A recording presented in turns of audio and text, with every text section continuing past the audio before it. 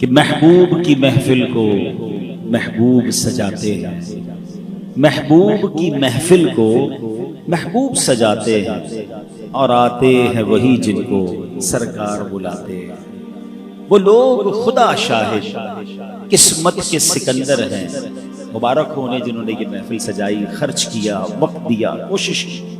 وہ لوگ خدا شاہد قسمت کے سکندر ہیں جو سرور عالم کا میلاد مناتے ہیں، اور آقا کی ثنا خوانی دراصل عبادت ہے۔ آقا کی ثنا خوانی دراصل عبادت ہے۔ ہم نعت کی صورت میں قرآن سناتے ہیں۔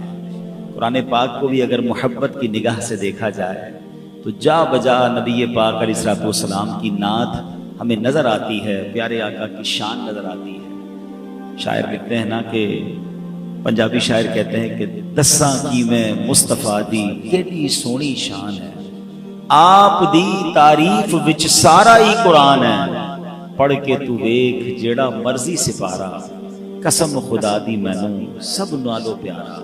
اللہ نبی پاک کی ثنا خوانی کرنے، ان کا ذکر کرنے کی زندگی بھر توفیق عطا فرمائے، اور اللہ کرے کہ جب زندگی کا آخری وقت آئے اس وقت بھی زبان پر کلمہ طیبہ جاری ہو، نبی پاک کا ذکر جاری ہو کہ میں سو جاؤں یا مصطفیٰ کہتے کہتے، میں سو جاؤں یا مصطفیٰ کہتے کہتے، اور پھر قیامت کے دن کھلے آنکھ صلی اللہ کہتے کہتے۔ درود پاک پڑھنے کے بے شمار فضائل و برکات ہیں۔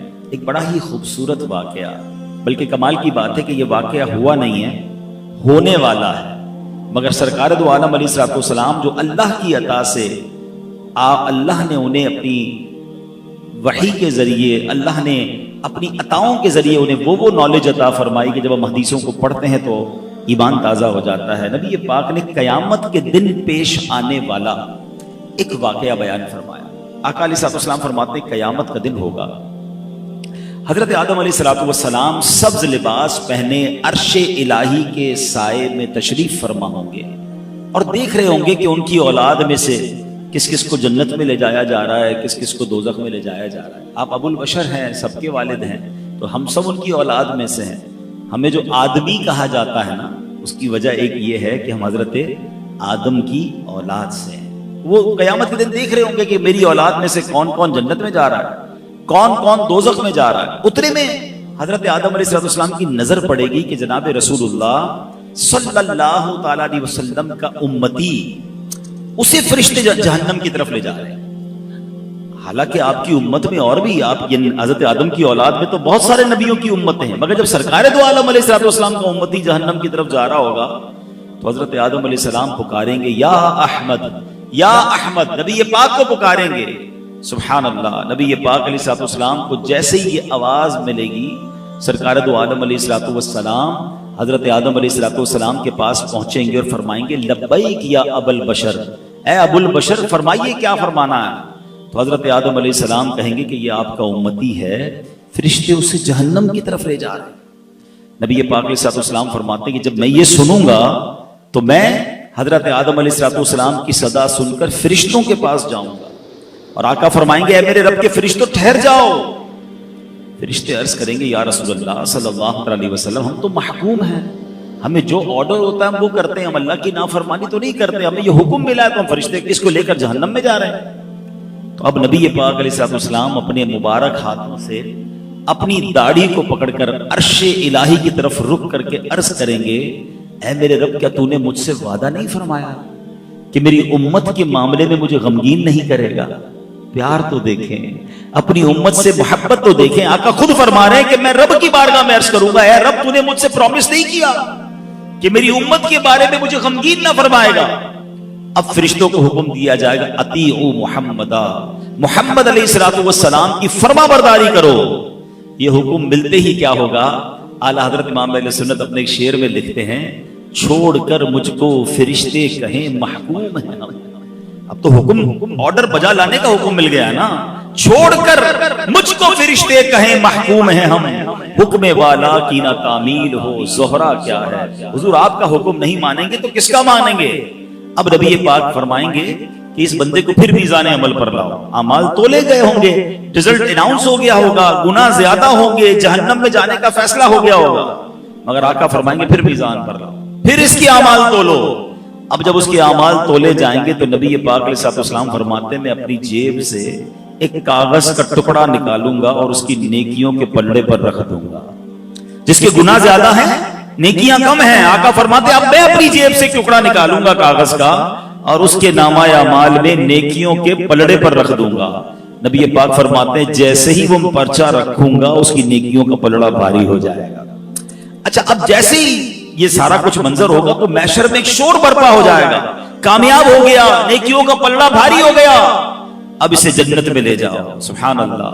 اسی کلام کا شعر ہے نا, صدقے اس رحم کے اس سایہ دامن پہ نثار, صدقے اس رحم کے اس سایہ دامن پہ نثار, اپنے بندے کو مصیبت سے بچایا کیا.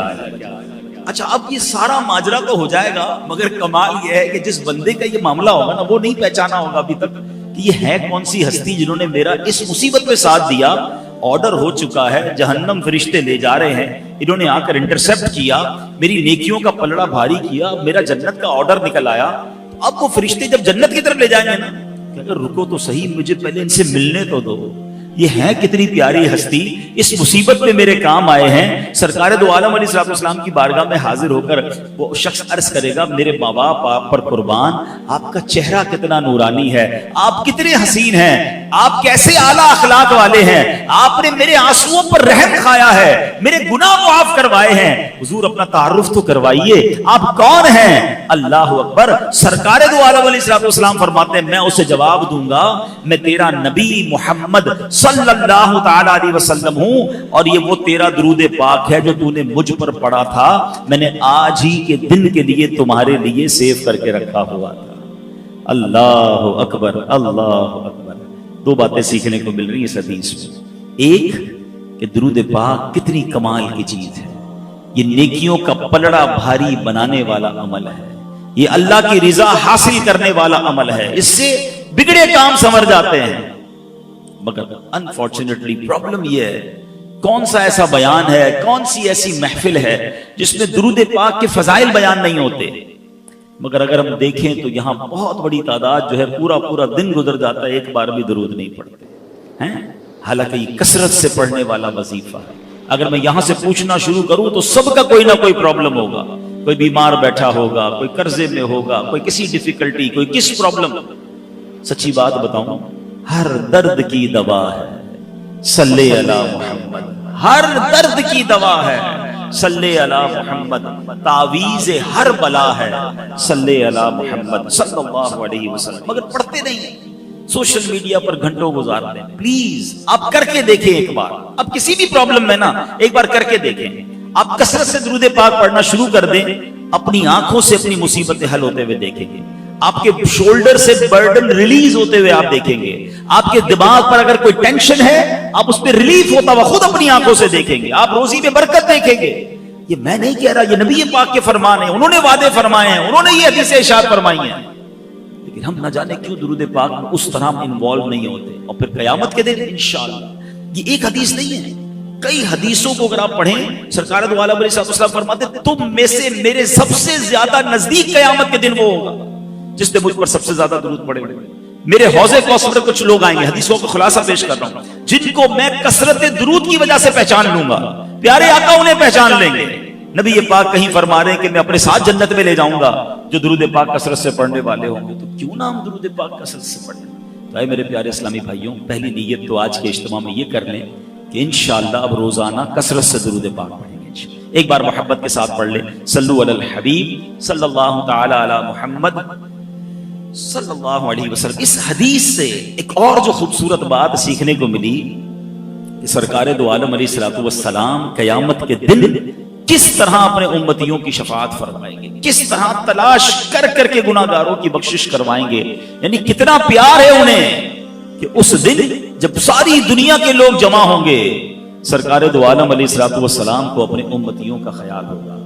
آج چونکہ میلاد مصطفیٰ کی ایک محفل ہے, ویسے بھی 11ویں شریف کا مہینہ شروع ہو چکا ہے. نبی پاک کے بہت سارے کمالات, بہت سارے اوصاف ہم نے سنے ہیں, مگر آج پرٹیکولرلی شفاعت مصطفیٰ صلی اللہ علیہ وسلم، یہ کتنا بڑا انعام ہے اس امت پر، یہ نبی پاک پر بھی انعام ہے کہ ان کو قیامت کے دن کیسی عزت کا مقام عطا کیا جائے گا، ہم سنیں گے آگے بیان میں۔ اور پھر ہم گناہگاروں پر یہ کتنا بڑا احسان ہے کہ ہم اس نبی علیہ الصلوۃ والسلام کے امتی ہیں جن کو رب نے مقام محمود عطا فرمایا، جو شفاعت کبریٰ فرمائیں گے۔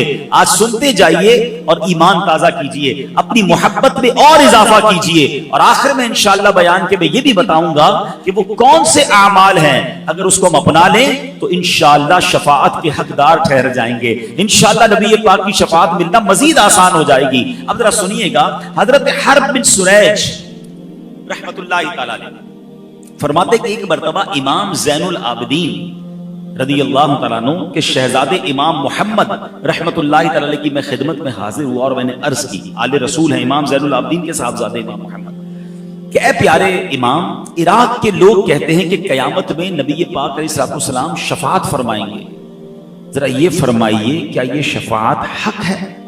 سوال کیا ان سے تو حضرت امام محمد کیا کہتے ہیں، خدا کی قسم شفاعت حق ہے۔ مجھے حضرت محمد بن حنفیہ نے حدیث بیان کی، انہوں نے مسلمانوں کے چوتھے خلیفہ مولا علی شیر خدا کرم اللہ تعالی وجہ الکریم سے یہ حدیث سنی ہے کہ نبی پاک علیہ السلام نے فرمایا، میں روز قیامت شفاعت کرتا جاؤں گا یہاں تک کہ میرا رب مجھے فرمائے گا ارضیت یا محمد، یعنی اے پیارے محبوب کیا آپ راضی ہو گئے؟ میں عرض کروں گا ربی ارضیتو، اے میرے رب میں راضی ہو چکا۔ سبحان اللہ، یعنی نبی پاک کی رضا اللہ کو محبوب ہوگی، اور سبحان اللہ پھر آگے جو کمال کا جملہ ارشاد فرمایا نا، یہ سمجھیے اس بیان کا عطر ہے، اگر آپ اس کو اس ٹیسٹ کو لے لیں گے نا آپ کی روح بھی آج خوش ہو جائے گی۔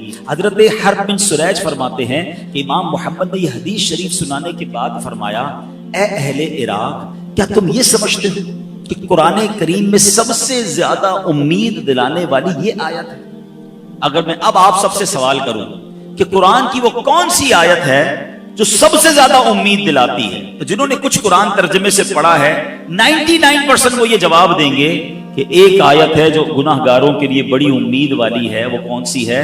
لا تقنطوا من رحمت اللہ، اللہ فرماتا ہے اللہ کی رحمت سے مایوس نہ ہونا، بڑی امید ہے نا اس میں۔ مگر امام محمد کیا فرماتے ہیں؟ کہتے ہیں نہیں، ہمارے نزدیک یہ نئی آیت نہیں ہے، بلکہ ہم تمام اہل بیت کا یہ متفقہ فیصلہ ہے کہ سب سے زیادہ امید دلانے والی قرآن کی آیت یہ ہے جس میں رب نے ارشاد فرمایا وَلَسَوْفَ يُعْطِيكَ رَبُّكَ فَتَرْضَىٰ، اے محبوب ہم قریب تمہیں اتنا عطا فرمائیں گے کہ تم راضی ہو جاؤ گے۔ اچھا بڑی کمال کی بات ہے، اس میں تو سرکار دو عالم علیہ السلام کو عطا کیا جا رہا ہے نا، اس میں ہمیں کیوں خوش ہونا ہے؟ امت کے لیے کیا انعام ہے؟ اللہ اپنے حبیب سے فرما رہا ہے وَلَسَوْفَ يُعْطِيكَ رَبُّكَ فَتَرْضَىٰ، اے محبوب اب قریب تمہیں اتنا عطا فرمائیں گے کہ تم راضی ہو جاؤ گے۔ آپ کو پتہ ہے نبی پاک پر جب یہ آیت نازل ہوئی تو سرکار دو عالم علیہ السلام نے کیا فرمایا؟ آقا علیہ السلام نے اس کو فرمایا جب تک میرا ایک بھی امتی جہنم میں ہوا میں راضی نہیں ہوں گا۔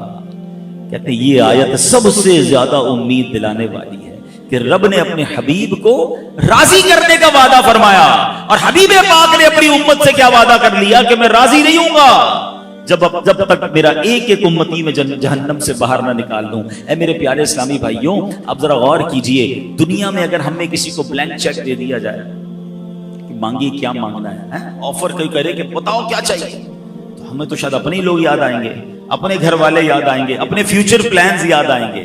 اللہ نے گویا نبی پاک کو اس آیت میں بلینک چیک عطا فرمایا وَلَسَوْفَ يُعْطِيكَ رَبُّكَ فَتَرْضَىٰ، اے محبوب ان قریب تمہارا رب تمہیں اتنا دے گا کہ تم راضی ہو جاؤ گے۔ آقا اپنے لیے مانگتے، اپنی آل کے لیے، اپنی فیملی کے لیے۔ اے امتیوں، ہم سے کتنا پیار ہے کہ نبی پاک فرماتے جب تک ایک ایک امتی جہنم میں ہوگا، جب تک ایک بھی امتی جہنم میں ہوگا میں رب سے راضی نہیں ہوں گا، یعنی میں اس کو جہنم سے نکال لوں گا۔ اے میرے پیارے اسلامی بھائیوں، شفاعت کے بارے میں عقیدہ کیا ہونا چاہیے یہ بڑا ضروری ہے، اپنا بلیف سمجھ لیں۔ ایز اے مسلم ہمارا شفاعت کے بارے میں ہمارا عقیدہ کیا ہونا چاہیے؟ یاد رکھیے کہ ہمارے پیارے آقا علیہ السلام قیامت کے دن شفاعت فرمائیں گے، آپ کی شفاعت قبول کی جائے گی، اس کا عقیدہ رکھنا یہ واجب ہے، ٹھیک ہے؟ شفاعت مصطفیٰ کا انکار کفر ہے۔ کیوں کفر ہے؟ کہ شفاعت کا جو انکاری ہے وہ قرآن کی آیتوں کا انکاری ہے، وہ حدیثوں کا انکاری ہے، کیونکہ قرآن میں واضح طور پر محبوب پاک کی شفاعت کا بیان ہے. اب میں چند قرآن پاک کی آیتیں اور چند حدیثیں بیان کرتا ہوں کہ کہاں کہاں نبی پاک کی شفاعت کا بیان ہے. ایک تو یہی آیت وَلَسَوْفَ يُعْطِيكَ رَبُّكَ فَتَرْضَىٰ، اے محبوب ان قریب تمہارا رب تمہیں اتنا دے گا کہ تم راضی ہو جاؤ گے. اور نبی پاک کا یہ فرمانا کہ جب تک ایک امتی بھی جہنم میں ہوا میں راضی نہ ہوں گا، یہ پہلی آیت. اب دوسری سنیے، اللہ کریم ارشاد فرماتا ہے 26ویں پارے میں سورہ محمد آیت نمبر 19، ارشاد ہوا وَاسْتَغْفِرْ لِذَنبِكَ وَلِلْمُؤْمِنِينَ وَالْمُؤْمِنَاتِ. آسان ترجمہ قرآن کنز العرفان. اور اے حبیب اپنے خاص غلاموں اور عام مسلمان مردوں اور عورتوں کے گناہوں کی معافی مانگو. اب ذرا غور کیجئے، معاف کرنے والا کون ہے؟ رب ہے. جس نے معاف کرنا ہے وہ خود ہی نبی پاک کو کیا فرما رہا ہے کہ اپنی امت کے لیے مجھ سے استغفار کر لو تاکہ میں ان سب کی بخشش فرما دوں. اب بتائیے کیا نبی پاک رب کا کوئی فرمان ٹال سکتے ہیں؟ اس کا مطلب یہ ہوا کہ رب ہی نے فرمایا ہے کہ اے محبوب اپنی امت کی مجھ سے سفارش کرو، ان کے لیے استغفار کرو. تو قرآن کی یہ آیت بھی بتا رہی ہے کہ نبی پاک کو شفاعت کا حق عطا فرمایا، شفاعت کا تحفہ عطا فرمایا گیا. اور سبحان اللہ، اب آئیے پارہ 15 سورہ بنی اسرائیل آیت نمبر 79 میں ارشاد ہوتا ہے عَسَىٰ أَن يَبْعَثَكَ رَبُّكَ مَقَامًا مَحْمُودًا. کتنی خوبصورت آیت ہے. اللہ فرماتا ہے قریب ہے کہ آپ کا رب آپ کو ایسے مقام پر فائز فرمائے گا کہ جہاں سب تمہاری حمد کریں گے. مقام محمود کیا ہے؟ نبی پاک سے ہی سوال کیا گیا کہ یا رسول اللہ مقام محمود کیا ہے؟ فرمایا ہوا الشفاعہ، وہ شفاعت ہے. سبحان اللہ، مقام محمود نبی پاک علیہ السلام کو جب عطا کیا جائے گا نا، وہ قیامت کے دن ایسا نرالا منظر ہوگا. اللہ اکبر. انشاءاللہ عاشقان رسول اس دن کے انتظار میں ہیں. سیدی اعلی حضرت کہتے ہیں نا عرش حق ہے مسند رفعت رسول اللہ کی، دیکھنی ہے حشر میں عزت رسول اللہ کی. خدا کی قسم اس دن نبی پاک کی عزت ساری دنیا دیکھے گی. اور یہ بھی یاد رکھیے گا کہ اس دن صرف مسلمان نہیں غیر مسلم بھی مان جائیں گے. جو آج نبی پاک کی شفاعت کے منکر ہیں وہ بھی مان جائیں گے، کیونکہ رب نے انہیں مقام کیسا دینا ہے وہ اپنی آنکھوں سے سب کچھ ہوتا ہوا دیکھ رہے ہوں گے. وہ مقام کیسا ہوگا؟ آئیے حدیث پاک کا خلاصہ سنیے اور ایمان تازہ کیجئے. نبی پاک کی خصوصیت یہ ہے کہ روزے قیامت پیارے آقا علیہ السلام سب سے پہلے اپنے روزہ مبارک سے باہر تشریف لائیں گے. جیسے ہی آپ اپنی قبر انور سے باہر آئیں گے، قبر سے تو سارے لوگ قیامت کے دن نکلیں گے نا، مگر فرسٹ آف آل سب سے پہلے جو اپنی قبر مبارک سے نکلیں گے وہ رسول پاک علیہ السلام ہوں گے. اور جیسے ہی اپنے روزے سے آپ باہر نکلیں گے 70,000 فرشتے تعظیم اور احترام کے لیے حاضر ہو جائیں گے.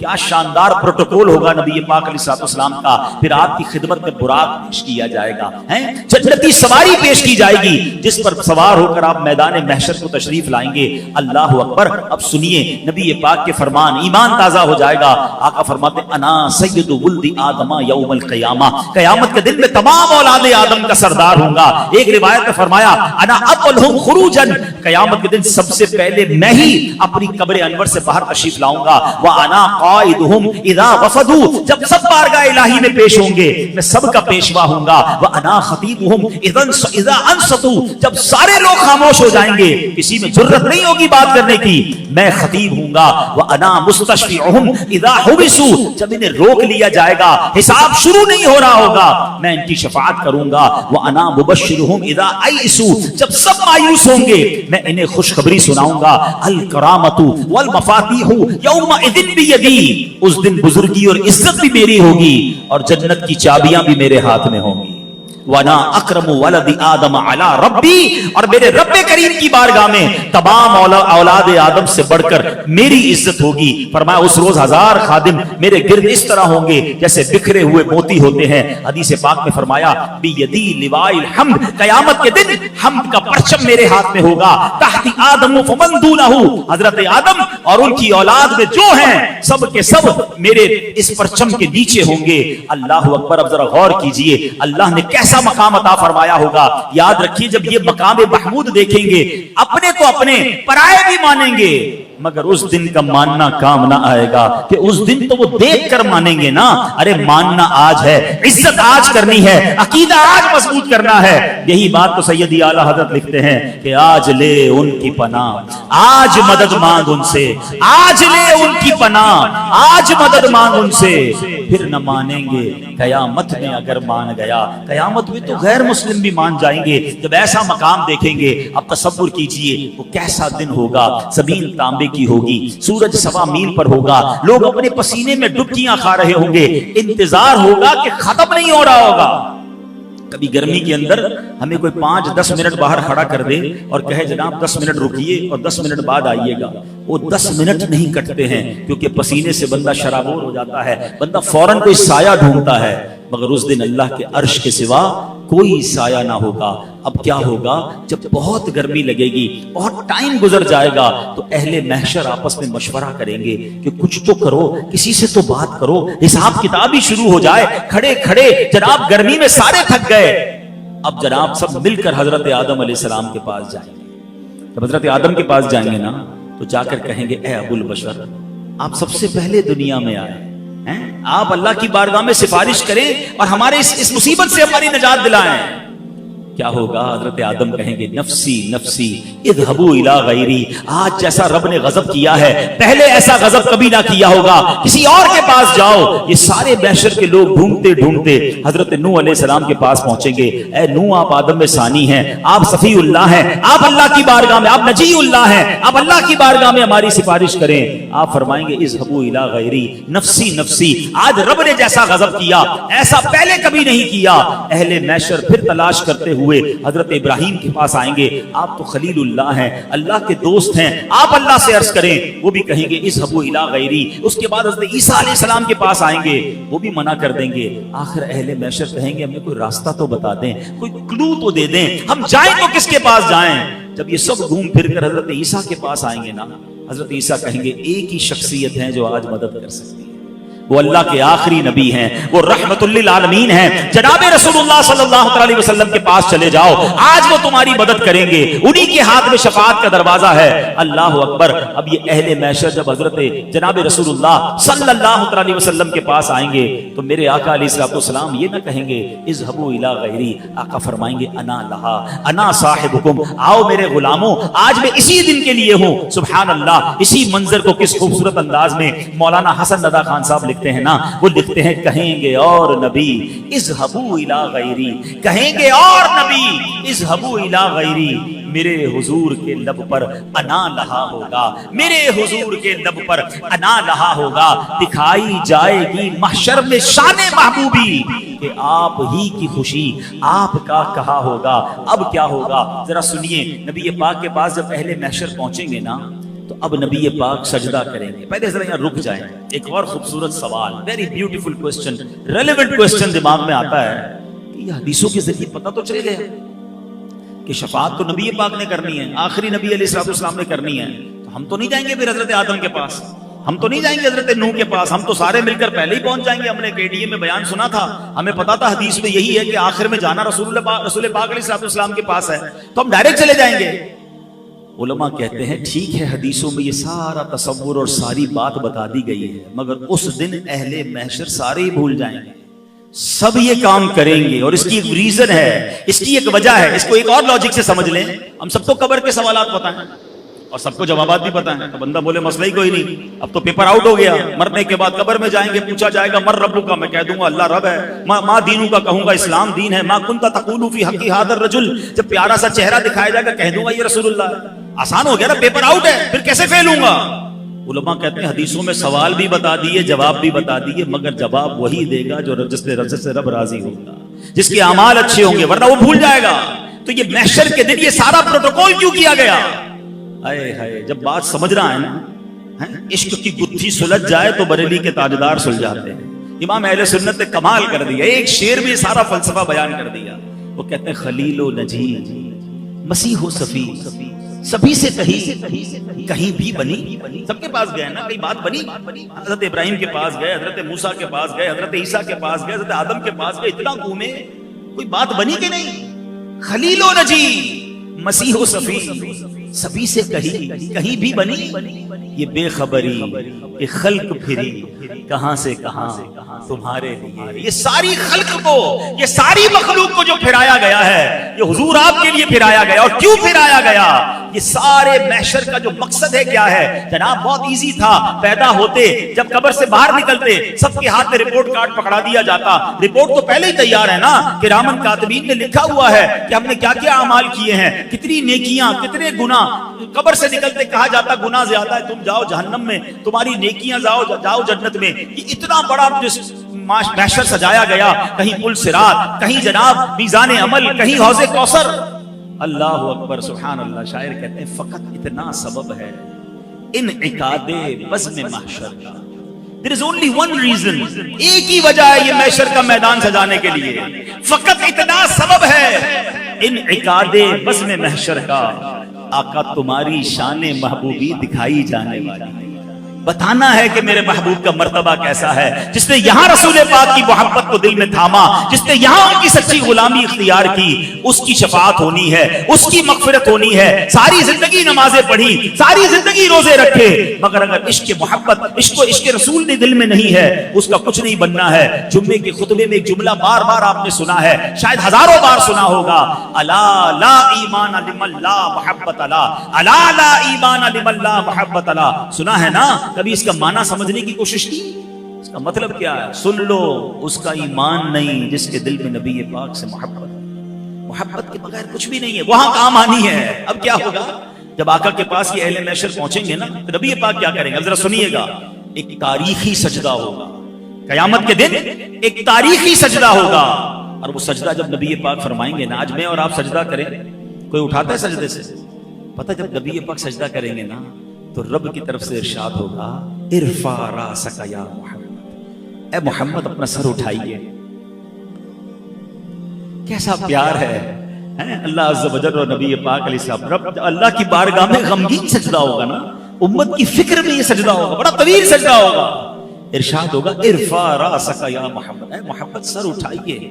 پھر فرمایا جائے گا وقل یسمع لک، آپ کہیے آپ کی سنی جائے گی. سل تعطا، مانگیے آپ کو دیا جائے گا. اشفا تشفا، آپ شفاعت کیجئے آپ کی شفاعت قبول کی جائے گی. اللہ اکبر. پھر نبی پاک علیہ الصلوۃ والسلام اپنے غلاموں کی شفاعت فرمائیں گے. اور کتنی شفاعت فرمائیں گے یہ آپ کو بتاتا ہوں، لیکن یہ شعر آپ نے کئی بار سنا ہوگا نا.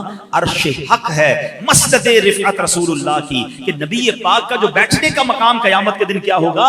وہ عرش الہی ہوگا. یہ ایسے ہی نہیں کہہ دیا سیدی اعلیٰ حضرت نے. آؤ روایت سنو. اللہ کریم کی بار روایتوں میں آتا ہے قیامت والے دن رب کریم نبی پاک علیہ الصلوۃ والسلام کو عرش اعظم پر بٹھائے گا.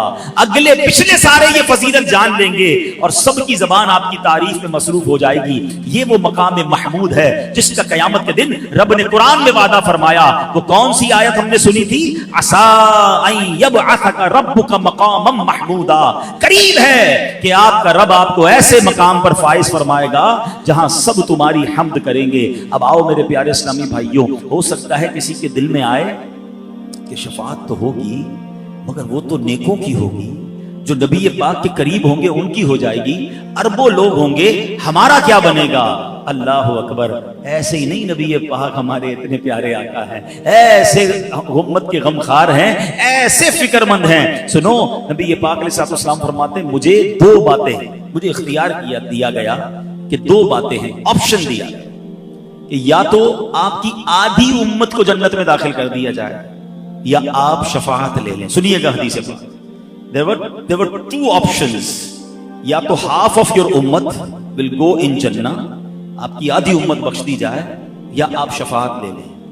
نبی پاک فرماتے میں نے شفاعت کو حاصل کر لیا کیونکہ وہ اس سے زیادہ برکت والی ہے، اس میں گنجائش زیادہ ہے، یعنی میں اپنی ساری کی ساری امت کو بخشوا لوں گا. ایک اور جگہ نبی پاک علیہ السلام فرماتے ہیں شفاعتی للہالکین من امتی، شفاعت میری امت کے ان لوگوں کے لیے ہے جنہیں گناہوں نے ہلاک کر دیا. میرے آقا گناہگاروں کو تلاش کر کر کے شفاعت فرمائیں گے. سبحان اللہ. امام مولانا حسن رضا خان صاحب اسی کیفیت کو بیان کرتے ہیں نا. وہ کہتے ہیں وہ پاک دل کے نہیں جس کو اپنا اندیشہ وجوہ میں فکر و تردد میں گر گیا ہوگا. اس دن سارے لوگ رو رہے ہوں گے، گھبرائے ہوئے ہوں گے، ہمارا کیا ہوگا؟ ارے نبی پاک تو بخشے بخشائے ہیں نا, مگر ان کے دل پر بھی فکر ہوگی, وہ بھی رنج میں ہوں گے, وہ اپنے لیے نہیں, وہ کس کے لیے, وہ امت کے لیے غمزدہ ہوں گے. فرماتے ہیں میں اللہ کی بارگاہ میں کھڑا رہوں گا, اپنے ممبر پر نہیں بیٹھوں گا, ہر نبی کے لیے ممبر بنایا گیا ہوگا, مگر میں رب کی بارگاہ میں کھڑا رہ کر اس لیے کھڑا رہوں گا کہ مجھے یہ ڈر ہوگا کہ کہیں مجھے جنت میں نہ بھیج دیا جائے اور میری امت پیچھے نہ رہ جائے. آپ سمجھ رہے ہیں اس بات؟ میں اور آپ تمنا کیا کر رہے ہیں کہ قیامت کے دن جلدی جلدی جنت میں بھیج دیے جائیں. نبی پاک فرماتے مجھے یہ خوف ہوگا کہ کہیں مجھے جنت میں نہ بھیج دیا جائے, میری امت پیچھے نہ رہ جائے. اللہ اکبر. ایسا خیال تو ماں باپ بھی نہیں کرتے اپنے بچوں کا, جو نبی پاک اس دن فرمائیں گے. یہی بات مولانا حسن رضا خان صاحب لکھتے ہیں کہ عزیز بچے کو ماں جس طرح تلاش کرے, ارے کسی کا ماں کا بچہ گم ہو جائے کیسے ڈھونڈتا ہے, عزیز بچے کو ماں جس طرح تلاش کرے, خدا گواہ یہی حال آپ کا ہوگا. ہزار جان فدا نرم نرم پاؤں سے پکار سن کے اسیروں کی دوڑتا ہوگا. ارے اپنے مبارک پاؤں سے کبھی ادھر سے کوئی پکار رہا ہوگا, کوئی ادھر سے پکار رہا ہوگا, اور آقا دوڑ دوڑ کر انہیں بچا رہے ہوں گے. کوئی قریب ترازو, کوئی لبے کوثر, کوئی صراط پہ ان کو پکارتا ہوگا. کسی کو لے کے چلیں گے فرشتے سوئے جہنم, وہ ان کا راستہ پھر کے دیکھتا ہوگا. آقا مجھے جہنم میں لے جایا جا رہا ہے, یا رسول اللہ میری شفاعت فرمائیے, اور آقا کرم فرما کر اس کی شفاعت فرمائیں گے. یہ حال نبی پاک کا قیامت کے دن ہوگا. اور خود فرماتے ہیں میں اپنے ممبر پر اس وقت تک نہیں بیٹھوں گا جب تک میرے امتیوں کو جہنم سے نہ نکال لوں. ایک اور حدیث پاک میں آتا ہے, نبی پاک فرماتے ہیں روئے زمین پر جتنے درخت اور پتھر ہیں قیامت کے دن میں ان سب کی تعداد کے برابر آدمیوں کی شفاعت کروں گا. اتنے شفاعت فرمائیں گے, اتنی شفاعت فرمائیں گے. اللہ اکبر. ایک اور جگہ روایت میں ملتا ہے کہ ہر نبی کو ایک دعا دی گئی ہے. ویسے تو نبی کی ہر دعا قبول ہوتی ہے, مگر ایک اسپیشل دعا دی گئی کہ وہ جو مانگیں گے انہیں عطا کیا جائے گا. نبی پاک نے پتہ کیا فرمایا, فرمایا ہر نبی نے اپنی دعا دنیا میں کر لی ہے, میں نے وہ دعا قیامت کے دن بچا کے رکھی ہے, اور وہ اس دن میں اپنی امت کے لیے کروں گا. اللہ اکبر. پیار تو دیکھے ہم سے. میں اب نوجوانوں سے 2 منٹ بات کرنا چاہتا ہوں. ہم لوگ کہتے ہیں میں فلاں فٹ بالر سے پیار کرتا ہوں, مجھے فلاں ایکٹر سے پیار ہے, مجھے فلاں کرکٹر بڑا اچھا لگتا ہے. گھر میں جاؤ تو تصویریں لگائی ہوئی ہیں, اس کو ایڈمائر کر رہے ہیں, اس کو فالو کر رہے ہیں, اس جیسے کپڑے, اس جیسے بال, اس جیسے سٹائل. کبھی پوچھوں اس سے کہ بھائی کبھی وہ جو بڑا آدمی جس کو آپ فالو کرتے ہیں دیوانے اس کے, اس نے کبھی آپ کا کوئی خیال کیا, آپ کو جانتا ہے؟ نوجوان کہتے ہیں ہمیں کیسے جانے گا, اس کے تو اربوں کروڑوں فالوورز ہیں, ہم تو کبھی ملے نہیں ہیں, بس اس کو دیکھا ہے دیوانے ہو گئے ہیں, وہ ہمیں جانتا بھی نہیں, ہمارا خیال کہاں سے رکھے گا. اب مجھے بتاؤ تم اس کو چاہتے ہو کہ جو تمہیں جانتا نہیں ہے, جس نے کبھی تمہارا خیال نہیں رکھا. میں اس کی محبت کی بات کر رہا ہوں کہ میں اور آپ پیدا نہیں ہوئے تھے, 1400 سال پہلے جو ہمیں یاد کرتے تھے, جو راتوں کو جاگتے تھے, ہمارے لیے آنسو بہاتے رہے, معراج کی شب امت کو یاد کیا, اور آپ دیکھیں محشر کے دن کیا حال ہوگا. ارے واقعی اگر کسی سے محبت کرنی ہے, کسی پر فدا ہونا ہے, تو رسول پاک سے بڑھ کر کوئی ایسی ہستی نہیں ہے. اعلیٰ حضرت کہتے ہیں نا, جو نہ بھولا ہم غریبوں کو رضا, جو نہ بھولا ہم غریبوں کو رضا, یاد اس کی اپنی عادت کیجیے. اب آئیے, باتیں تو بہت ساری ہیں, مگر اب میں کچھ وہ اعمال بتا دیتا ہوں حدیثوں کے ذریعے, جس کے بارے میں نبی پاک نے فرمایا کہ یہ عمل کرنے والے کو میری شفاعت ملے گی. شفاعت حاصل کرنی ہے نا, تو کچھ ایسا بننے کی بھی تو کوشش کریں.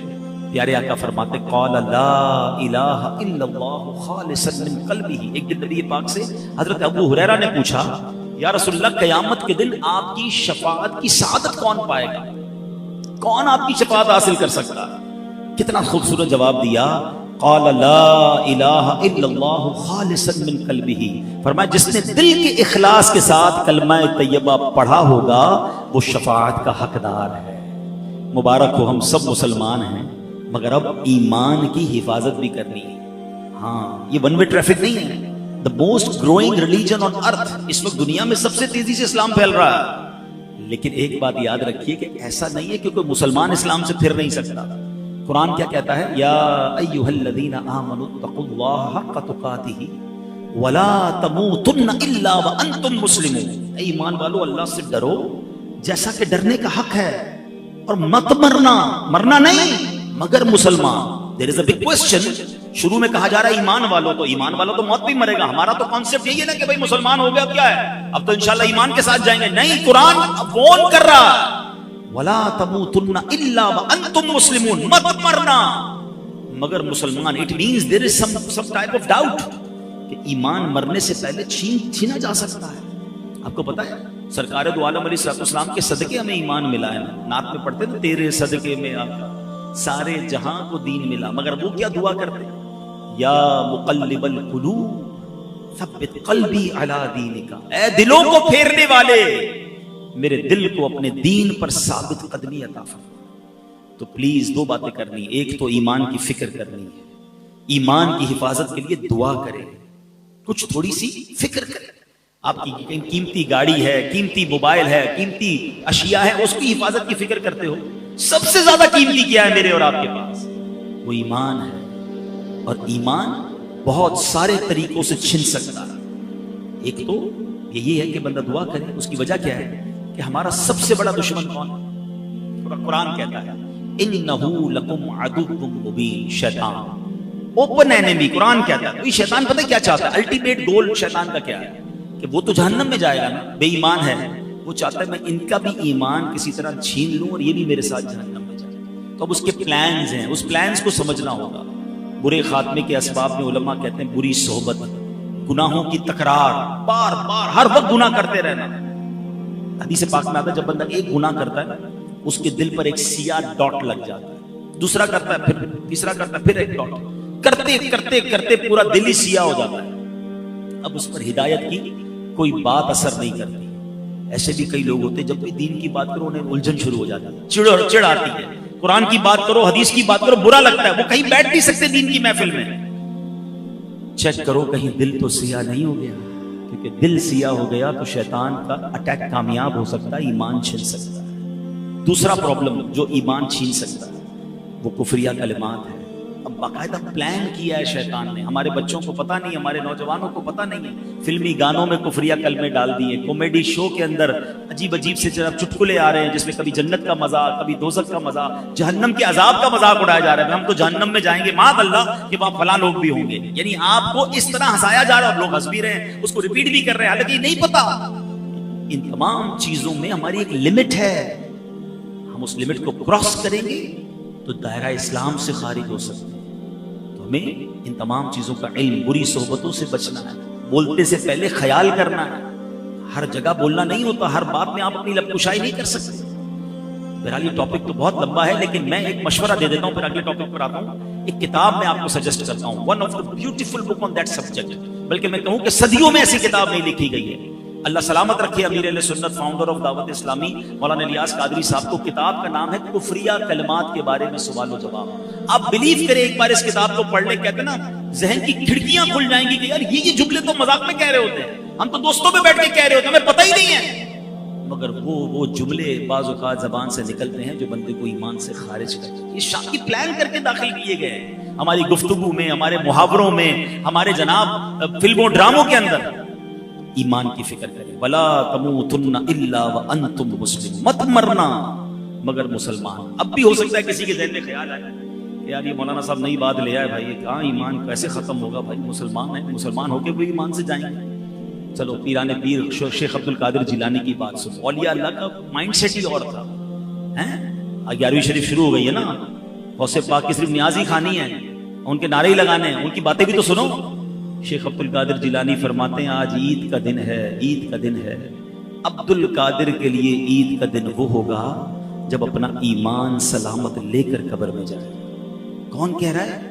ولیوں کے سردار. کتنا خوف ہے. اصل عید وہ ہوگی جب ایمان سلامت لے کر جاؤں گا. ہمیں ٹینشن ہی کوئی نہیں جناب. اعلیٰ حضرت نے 100 سال پہلے ایک بات سمجھائی تھی. سونا جنگل، رات اندھیری، چھائی بدلی کالی ہے، سونے والو جاگتے رہیو، چوروں کی رکھوالی ہے. آج ہو کیا گیا ہے کہ قرآن کی انٹرپریٹیشن کرنے، حدیث بیان کرنے، دین بیان کرنے نت نئے لوگ آ رہے ہیں جو کہیں سے علم دین سیکھا نہیں ہے، چند کتابیں پڑھ لی، چند لاجکس پڑھ لی اور لوگ ان کی باتیں سن رہے ہیں. اور یہی تو وہ ایمان کے ڈاکو ہیں کہ جو آپ کے دل میں ایک ایسی سوئی چبو دیں گے کہ کسی کو اولیاء کرام سے دور کریں گے، کسی کو صحابہ سے دور کریں گے، کسی کو علماء سے دور کریں گے. الٹیمیٹ گول یہ ہے کہ انہیں اسلام سے دور کرنا ہے. آپ کی پہلے بنیادیں ہلکی ہوں گی نا. جب آپ اولیاء سے بھی دور، صحابہ سے بھی دور، علماء سے بھی دور ہو جائیں گے تو اینڈ آف دا ڈے اسلام سے بھی دور ہو جائیں گے. یہ پلان ہے، آپ لوگ سمجھ نہیں رہے اور انہیں سنی جا رہے ہیں. تو ہمیں دین بھی ان سے سیکھنا ہے جو باقاعدہ سرٹیفائیڈ عاشق رسول علماء کرام ہیں، تاکہ ہمارے دین کی اساس مضبوط رہے. کبھی آپ نے یہ کیا کہ آپ کا گھر بنانا ہو اور آپ کہیں یار ڈاکٹر دوائی بڑی اچھی دیتا ہے، جب جاتا ہوں علاج ٹھیک ہو جاتا ہے، چلو گھر بھی اسی سے بنا لیتا ہوں. آپ کہیں گے نہیں یار ڈاکٹر اچھا ہے مگر بلڈر نہیں ہے. ایک بلڈر سے گھر بنایا، اس نے گھر بہت اچھا بنایا، اس نے گھر بڑا اچھا بنایا، بقرعید میں جانور بھی اسی سے کٹوا لیتا ہوں. کہ نہیں یار وہ کسائی تھوڑی ہے، وہ بلڈر ہے. تو یو نو کہ جس کا جو کام ہے وہ اس سے سیکھتے ہیں. تو دین بھی اس سے سیکھے نا، کہ جو دین کا ایکسپرٹ ہو. جس کی جو مرضی سوشل میڈیا پر آ کر بیان شروع کیا، ہم نے سننا شروع کیا اور کنفیوز ہونا شروع کیا. یہی تو پلان ہے کہ کسی طرح مسلمان، کہیں کوئی کوشش کر رہا ہے ان کے دل سے عشق رسول نکال دیں، کوئی کوشش کر رہا ہے اولیاء کی محبت نکال دیں، کوئی کوشش کر رہا ہے صحابہ کی محبت نکال دیں، کوئی چاہتا ہے اہل بیت امام حسین کی محبت دل سے نکالے. سارے پلانز ہیں. دیکھیں ہمیشہ کوئی نہیں کہے گا اللہ کی محبت دل سے نکالو، کوئی نہیں کہے گا اسلام سے پھر جاؤ. وہ پہلے آپ کی بنیادیں کاٹ رہے ہیں کہ ایک ایک کر کے یہ ساری بنیادیں کٹیں. آخری الٹیمیٹ گول ایمان ہے. تو پلیز ان چالوں کو سمجھیے. اعلیٰ حضرت نے کہا تھا آنکھ سے کاجل صاف چرا دیں، یہاں وہ چور بلاتے ہیں، تیری گٹھڑی تاکی ہے اور تو نے نیند نکالی. آنکھ سے کاجل کون چرا سکتا ہے؟ اتنے شاطر ہیں کہ کاجل بھی چوری ہو جائے گا، آنکھ کو پتہ بھی نہیں چلے گا. یہی ہو رہا ہے کہ دین کے نام پر ایمان چھیننے کی کوشش ہو رہی ہے. But nobody care. ایسا نہ کریں. علماء کرام سے مربوط رہیں، عاشقان رسول علماء کرام کی صحبت اختیار کریں، انشاءاللہ ایمان مضبوط رہے گا. اور باتیں تھی مگر میں ایک عشق والی بات پر اب اپنا بیان ختم کرتا ہوں. عادل میں نے جو وقت دیا تھا وہ پورا ہو گیا ہے، لیکن اب جو میں بات کروں گا انشاءاللہ وہ بھی خوش ہو جائیں گے، آپ بھی خوش ہو جائیں گے، سب کے چہروں پہ مسکراہٹ بھی آئے گی، کچھ کی آنکھیں بھی نم ہو جائیں گی. شفاعت حاصل کرنی ہے نا، تو ایک ایسی جگہ ہے جہاں چلے جاؤ شفاعت واجب ہو جائے. آقا فرماتے من زار قبر وجبت لہ شفاعت، جس نے میرے روزے کی زیارت کی اس پر میری شفاعت واجب ہو. آئے ہائے، یہ وہ دربار ہے جہاں جاؤ تو شفاعت واجب ہو جاتی ہے. اچھا مدینے کی زندگی بھی نرالی، مدینے کی موت بھی نرالی. آقا فرماتے تم میں سے جس سے ہو سکے مدینے میں مرے، کہ جو مدینے میں مرے گا میں اس کی شفاعت کروں گا.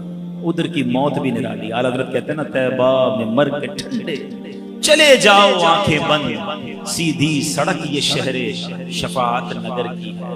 تو مدینے جایا کیجیے اور یاد رکھیے، اس کی تڑپ رکھیے، اس کی دعا کیجیے، اس کی التجا کیجیے. اگر کوئی مجھے غریب سن رہا ہے نا اور اب دل میں یہ خیال آ رہا ہے کہ یار مدینے تو امیر جا سکتے ہیں، اتنے سارے پیسے، پاسپورٹ، ٹکٹ، تو یہ آپ کی بھول ہے. مدینہ پیسے سے نہیں جاتا. ہاں میں نے اربوں پتی دیکھے ہیں، ساری دنیا دیکھی ہے، مدینہ نہیں دیکھا. اور کئی غریب دیکھے ہیں جن کے پاس رہنے کو گھر نہیں ہے، آقا نے کئی بار انہیں مدینہ دکھا دیا. کہاں کا منصب، کہاں کی دولت، قسم خدا کی ہے یہ حقیقت، جنہیں بلایا ہے مصطفیٰ وہی مدینے کو جا رہے. مدینے جانے کے بہانے ڈھونڈا کر، ہاں مدینے نہ جانے کے بہانے نہیں ڈھونڈا کر. لوگ کہتے ہیں یار ابھی ذرا کاروبار سیٹ ہو جائے، تھوڑی بچی کی شادی ہو جائے، فلاں کام اٹکا ہے، جیسے ٹھیک ہوگا پھر جاؤں گا عمرہ کرنے، پھر جاؤں گا حج کرنے، پھر جاؤں گا مدینے. اعلیٰ حضرت کہتے ہیں نا پھر نہ کروٹ لی مدینے کی طرف، پھر نہ کروٹ لی مدینے کی طرف. ارے چل جھوٹے بہانے، وہاں کے لیے تو بہانہ تلاش کرے. آپ کو مثال کے طور پر کوئی پلاٹ پسند آ جائے، آپ گھر کی کوئی چیز بیچ کے پلاٹ لے لیتے ہیں. کوئی گاڑی خریدی ہے، بندہ کہتا ہے زیور بیچ لو گاڑی لینا ہے. مدینے کے لیے بھی ایسے ہی کیا، کچھ آگے پیچھے کرنا بھی پڑے نا، چلے جایا کرو مدینے. ہاں اور یہ نہ سوچو یہ کام سدھرے گا پھر جاؤں گا، یہ کام نپٹے گا پھر جاؤں گا. ارے ادھر جاؤ، سارے کام نپٹتی ادھر سے ہیں. مٹتے ہیں جہاں بھر کے آلام مدینے میں، بگڑے ہوئے بنتے ہیں سب کام مدینے. میں نے امیروں سے زیادہ سخی غریبوں کو دیکھا. کچھ غریب تو کمال کر رہے ہیں. اور صحیح بتاؤں جیسا غریب مدینے پہنچتا ہے نا اس کا صدقہ مل جائے. میں کئی ایسے غریبوں کو دیکھا. ایک بار میں نے ایک سے پوچھا، میں نے کہا یار مدینے آئے ہو کیسے آئے؟ کہتے جوڑ کے جو کچھ تھا نا سب خرچ کر دی. میں نے کچھ بھی نہیں، کچھ بھی نہیں، جو تھا کچھ چیزیں تھی وہ بھی بیچ دی. میں نے کہا اب؟ کہتے لینے آیا ہوں، خالی کر کے آیا ہوں، اب لینے آیا ہوں. اور اس گلی میں آیا ہوں کہ اس گلی کا گدا ہوں میں جس میں مانگتے تاجدار. یہ کمال کرتے ہیں، یہ سب کچھ ختم کر کے پہنچ جاتے ہیں مکے مدینے اور بھر کے آتے ہیں. امیر یہی سوچتا رہتا ہے 3 لاکھ کا ٹکٹ ہو گیا، 50,000 کا ویزا ہو گیا، ابھی اتنے کا، حالانکہ کروڑوں لاکھوں روپے ادھر ادھر خرچ ہو رہے ہوں گے، مکے مدینے حج کا خرچہ ہی چپ رہا ہوتا ہے ان کو۔ یہ مت کرنا، یہ رہ جائے گا، اور یہ نصیب والوں کو ملتا ہے۔ شوق پیدا کرے، دل میں ایسا شوق آ جائے کہ زندگی کا سب سے بڑا شوق یہی بن جائے۔ وہ پنجابی شاعر کہتے ہیں نا، مینو شوق مدینے جاون دا، میرے دل وچ حسرت ہور نہیں، آقا تیری مرضی ساڈا تے کوئی زور نہیں، ہمارا کوئی زور نہیں۔ کروڑوں روپے ہو آپ کے پاس، اگر بلاوا نہیں تو نہیں جا سکتے، بس مانگتے رہیں، عرض کرتے رہیں۔ اور خدا کی قسم دنیا میں کئی شہر ہیں جو آپ 2 4 5 بار کے بعد دیکھنا نہیں چاہتے۔ بندے کی فیوریٹ جگہ بھی ہونا، بندہ کہتا ہے دیکھ لیا یار اب کہیں اور چلو، کتنی بار جائیں اس ملک میں، کتنی بار جائیں اس شہر میں، مگر مدینہ وہ شہر ہے کہ 1000 بار دیکھے جی نہیں بھرتا۔ بلکہ سچی بات یہ، جس نے جتنا دیکھا ہے نا وہ اتنا تڑپ رہا ہے، نہ دیکھنے والا بھی تڑپ رہا ہے، دیکھنے والا زیادہ تڑپ رہا ہے۔ شربت دید نے ایک آگ لگائی دل میں، تپش دل کو بڑھایا ہے بجھانے۔ کیسی گلیاں اور کیسی فضائیں ہیں۔ صحابہ نے تو نبی پاک کی خوشبو سونگھی تھی نا، آقا کے جسم سے مشک سے زیادہ خوشبو پیاری آتی تھی، اور صحابہ کرام گلی کے کنارے کھڑے ہو کر پہچان لیتے تھے کہ نبی پاک یہاں سے گزرے ہیں۔ مگر سچی بات یہ ہے 1450 سال ہو گئے، کسی عاشق رسول کی آنکھوں پر پٹی باندھیں، ہاں اس کو مدینے لے جائیں، بتائیں نا کہاں لے جا رہے ہیں۔ اگر وائرس نہیں ہے نا ناک میں، پہلے آیا تھا نا کووڈ وائرس، سونگنے کی صلاحیت ختم ہو گئی تھی، اگر اب بھی کچھ لوگوں کے عجیب عجیب وائرس ہوتے ہیں، عشق رسول ہے، اگر عشق رسول ہے تو پھر کیا ہوگا؟ آنکھوں پہ پٹی باندھ کر مدینے لے جائیں، وہ بتائے گا۔ عرصہ ہوا طیبہ کی